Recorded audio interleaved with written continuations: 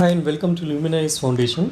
आज का जो हमारा डिस्कशन है वो है इस साल के इकोनॉमिक्स के नोबेल प्राइज़ पे जो 3 लोगों को मिला है, जिसमें उन्होंने बेसिकली कौन सा कंट्री, कोई नेशन कैसे किस बेसिस पे फेल और सक्सीड होता है उसके लिए उन्होंने एक डिस्कशन किया और उस पर अपना डाटा का एनालिसिस करके अपनी थ्योरी दी है जिसके लिए उनको नोबेल प्राइज़ दिया हुआ है।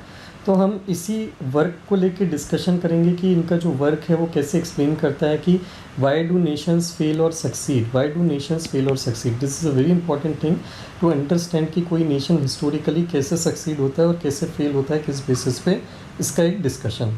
तो ये वो 3 लोग हैं जिनको वो नोबेल प्राइज़ मिला है, that is Daron Acemoglu, Simon Johnson and James A Robinson.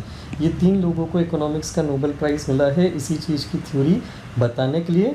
Before we move on to discuss their work, is significant work, हम एक चीज़ मैं आपको इन्फॉर्म करना चाहूँगा कि हमने हमारा एक मेंटरशिप प्रोग्राम स्टार्ट किया है जिसमें हम प्रीलिम्स 2025 और मेंस 25, 26 और 27 के लिए आपको 1-to-1 मेंटरशिप प्रोवाइड करेंगे, जिसमें हम आपको स्ट्रिक्टली गाइड करेंगे फुल कमिटमेंट के साथ। This programme is with full commitment, जिसमें डेडिकेटेडली हम एक लिमिटेड नंबर ऑफ स्टूडेंट्स ही लेंगे जिनकी हम केयर करेंगे, जिनको हम गाइड करेंगे, जिनको हम A to Z हेल्प करेंगे उनका मेंस और प्रीलिम्स की सिलेबस को कवर करने में और स्ट्रेटजाइज करने में कि कैसे वो एग्ज़ाम के इन फेजेस को क्लियर कर सकते हैं।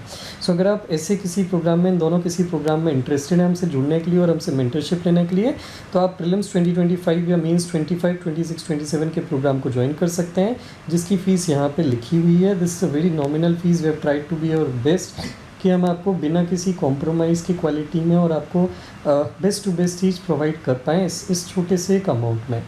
अगर आप इस मेंटरशिप प्रोग्राम से जुड़ना चाहते हैं तो all you need to do is, आपको इस नंबर पे, ये जो एक नंबर लिखा हुआ है इस नंबर पे मुझे एक व्हाट्सअप पिंग बस करना है and you just have to send your name and your phone number, contact number, जिसमें मैं आपसे कॉन्टैक्ट कर पाऊँ and you will be good to go to join the mentorship programme. आते हैं इस इकोनॉमिक्स नोबेल प्राइज़ पे। तो ये बेसिकली अवार्ड किसने दिया है? ये royal Swedish academy of sciences ने दिया है।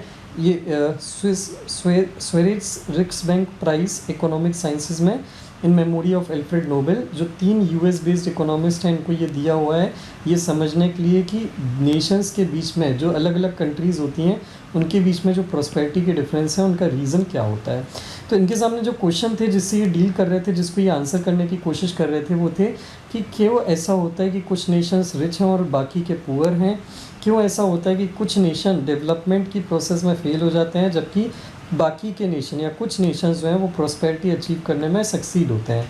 तो ये इन 2 क्वेश्चंस पे मेनली काम कर रहे थे। पहले की पुराने की कई सारी थ्योरीज़ हैं जिसको इन्होंने स्टडी किया, जैसे इन्होंने रिसोर्स का क्या इन्फ्लुएंस होता है, मतलब किसी कंट्री के आजू बाजू सराउंडिंग रीजन में अगर कोई रिसोर्स है तो उसका क्या रिलेशन होता है, जोग्राफिकल लोकेशन का क्या क्या क्या क्या सिग्निफिकेंस होता है, उस कंट्री की क्लाइमेटिक कंडीशन का उसकी प्रॉस्पेरिटी से कोई लेना देना हो सकता है क्या, बायोलॉजी का कोई रिलेशन हो सकता है कि वहाँ के लोगों की बिल्ड कोई अलग हो तो उससे कोई रिलेशन हो सकता है क्या, उस कंट्री की प्रॉस्पेरिटी का, एवोल्यूशन मतलब ह्यूमंस का जो एवोल्यूशन हुआ है इस प्रोसेस तक को इन्होंने देखा कि क्या ऐसा इस एवोल्यूशन की प्रोसेस का कुछ मैटर या डिफरेंस हो सकता है, कुछ कंट्रीज़ दूसरी कंट्री से बेटर कर रही हैं उसके रीज़न के फॉर्म में।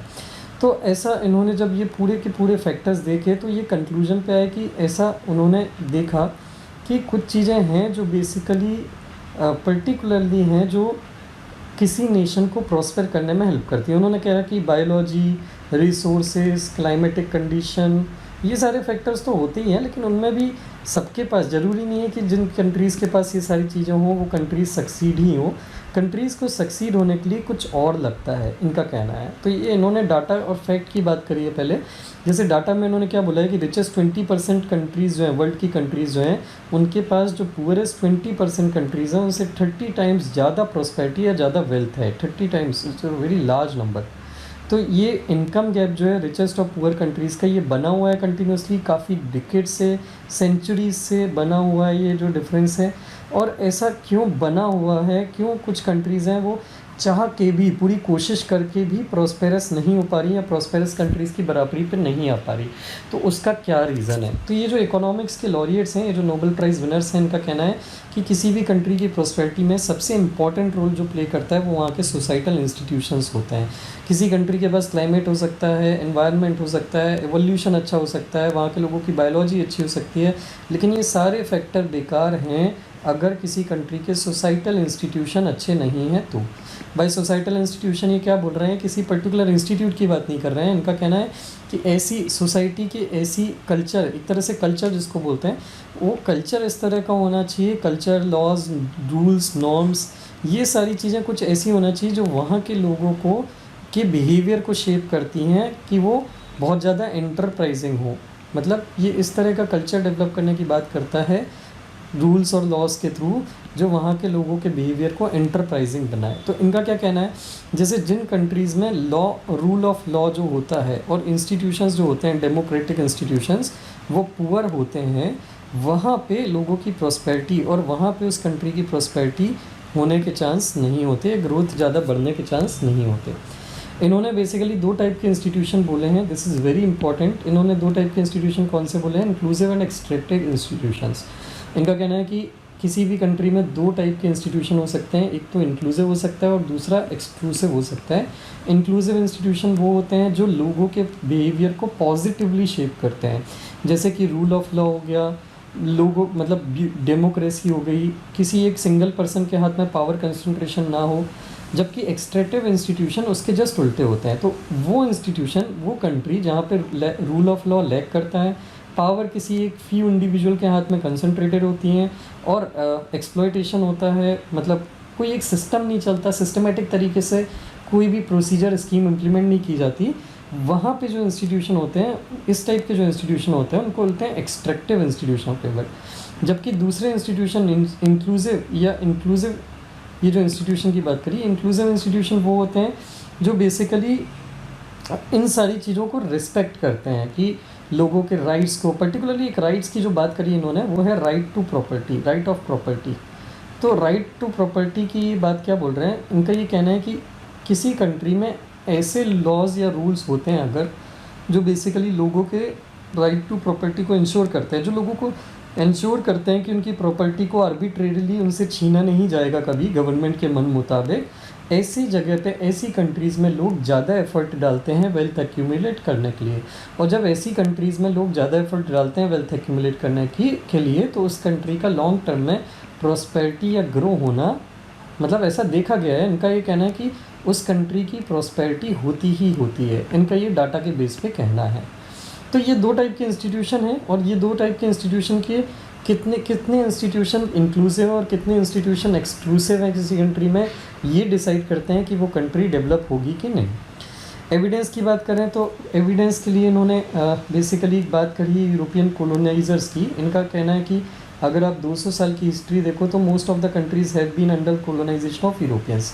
लेकिन यूरोपियंस जो हैं ये बेसिकली 2 टाइप के इंस्टीट्यूशन सेट करते थे। यूरोपियंस जहाँ भी जाते थे, जैसे यूरोपियंस अगर किसी कंट्री में जाते थे और वहाँ पे अपनी कॉलोनी इस्टेब्लिश करते थे और वहाँ पे उनको लगता था कि यहाँ पे आगे चल के हमारा कुछ फ्यूचर है, यहाँ के लोग जो हैं हमको किल नहीं करेंगे, हमारे अगेंस्ट में रिवॉल्ट नहीं करेंगे, या आगे चल के हम यहाँ पे सेटल हो सकते हैं, अगर उनको ऐसी उम्मीद लगती थी तो वो वहाँ पे इस टाइप के इंस्टीट्यूशन बनाते थे जो बहुत ही पॉजिटिव नेचर के हों। मतलब डेमोक्रेटिक इंस्टीट्यूशन इस्टेब्लिश करते थे। डेमोक्रेटिक लॉ, मतलब लॉज जो होते थे वो रूल ऑफ लॉ पे बेस्ड होता था पूरी कहानी, पूरे कॉन्स्टिट्यूशन को या लॉज को, रूल्स को रिस्पेक्ट दी जाती थी। मतलब ऐसे टाइप के इंस्टीट्यूट सेट किए जाते थे जो वहाँ के लोगों को, पीपल को, सिटीजन्स को मोटिवेट करे कि वो अपनी तरफ से कुछ एंडीवर और एफर्ट डाले, वो एक प्रॉपर सिविलाइजेशन के फॉर्म में डेवलप हो। लेकिन अगर कॉलोनाइजर्स को लगता था, यूरोपियंस को लगता था कि वो ऐसी किसी कंट्री में है जहाँ के लोग उनको कल के उनके अगेंस्ट में रिवॉल्ट कर सकते हैं या उनको अपने बीच में रहने नहीं देंगे कभी फ्यूचर में, तो उस केस में वो वहाँ पे उनके रिसोर्स को एक्सट्रैक्ट करने की कोशिश करती थी ज़्यादा से ज़्यादा, और डेमोक्रेटिक इंस्टीट्यूशंस डेवलप करने की कोशिश बिल्कुल नहीं करती थी। इस कारण से वहाँ पे आज भी डेवलपमेंट नहीं हुआ है ऐसी कंट्री में, इनका कहना है। तो ये इनकी थ्योरी है, इसके हिसाब से इन्होंने बोला है। लेकिन अगर हम इंडिया की बात करें, इसी चीज़ को कंपैरिजन भी करा गया है इनकी थ्योरी को स्टडी करके। फिर हमारे एक फॉर्मर चीफ इकोनॉमिक एडवाइज़र थे जिनका नाम है अरविंद सुब्रमण्यम जी। तो अरविंद सुब्रमण्यम जी ने इनकी स्टडी करी, इनकी थ्योरी की, तो एनालाइज़ करा। तो इनका कहना था कि यार ये थ्योरी पूरी तो सही नहीं है। रीज़न बीइंग क्योंकि अगर हम इंडिया और चाइना को देखें तो इंडिया और चाइना इस थ्योरी पे फिट नहीं बैठते।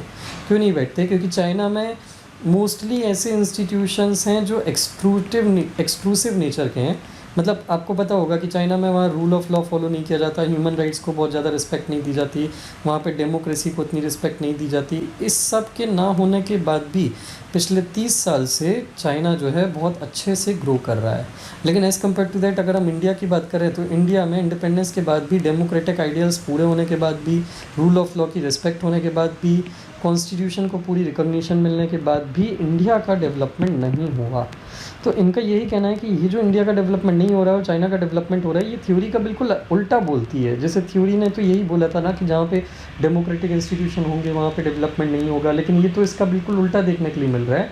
और अरविंद सुब्रमण्यम इसका एग्जाम्पल ये देते हैं कि ठीक है, फिर भी मैं थ्योरी को एक पॉइंट पर रिकॉग्नाइज़ कर लेता हूँ ये मान के कि चाइना में जो भी डेवलपमेंट हुआ है वो अभी अभी बीते बीते 20 से 30 साल में ही हुआ है, और इंडिया अभी ग्रोइंग पाथ पे है। तो आने वाले टाइम में हो सकता है इंडिया अब अच्छे से आने वाले 30 साल में ग्रो करेगा। So he is not completely rejecting the theory, but he is saying let us see what happens, whether this theory completely fits to the paradigm or not, whether this theory proves to be right or not.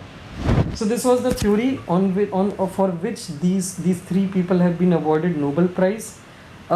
इसी पे अब हमारा एक basically हमारा discussion था कि जैसे इन्होंने ये नोबेल लॉरिएट्स हैं, इनसे जब एक क्वेश्चन और भी पूछा गया था कि क्या आपको लगता है कि आज की डेट में जो डेवलप्ड कंट्रीज़ और प्रॉस्पेरस कंट्रीज़ हैं उन वहाँ पे डेमोक्रेसी का क्या स्टेटस है। तो ये जो नोबेल लॉरिएट्स थे इन्होंने बोला था कि रिसेंटली जितनी भी रिपोर्ट्स आई हैं, जैसे कुछ प्रोमिनेंट एजेंसीज़ हैं, फ्रीडम हाउस, वीडेम, जो डेमोक्रेसी का सर्वे करती हैं अक्रॉस द वर्ल्ड, उनका ये कहना है कि हर जगह डेमोक्रेसी की जो रिस्पेक्ट है वो गिरती जा रही है। खुद सिटीजन्स जो हैं वो डेमोक्रेसी के अब उतने फेवर में नहीं है। तो इनका ये कहना है कि ऐसा नहीं होना चाहिए। Over the period of time democracy he long term में सस्टेनेबल होती है और लोगों के वेल्थ को प्रिजर्व करने में हेल्प करती है। So we should think about doing something for that. So I hope this issue was clear to you, this topic was clear to you. If you like the video, please do share it with your friends who are preparing for the exam, and do subscribe the channel if you haven't till yet. हमारा एक Telegram channel भी है जिस पे हम जो भी यहाँ पे हम लेक्चर लेते हैं, जो भी हम डिस्कस करते हैं, उसका PDF भी मैं अवेल कराता हूँ। तो please do join the channel also of this Telegram. इस वीडियो के डिस्क्रिप्शन में आपको ये टेलीग्राम चैनल और हमारे इंस्टा और FB के पेजेस की लिंक भी मिल जाएंगी जिसे आप फॉलो कर सकते हैं। Thank you very much for watching the video.